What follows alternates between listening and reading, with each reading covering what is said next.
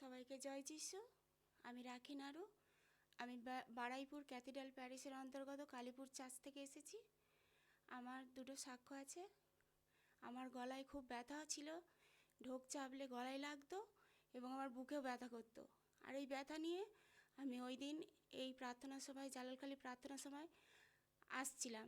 আর আমার খুব এত ব্যথা করছিল, আর আমি আমার যাকে বলছিলাম যে আমার খুব কষ্ট হচ্ছে।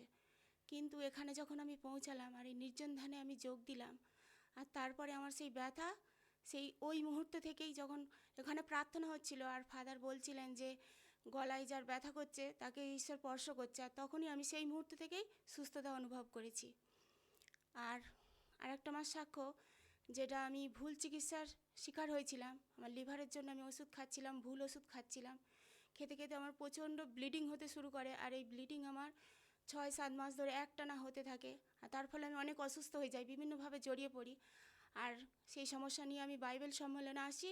আর সেই বাইবেল সম্মেলনে এসে আমি ওখানে প্রচুর প্রার্থনা করছিলাম, আর আমার পরিবারের সবাই প্রার্থনা করছিল, ওই দিন এসেছিল।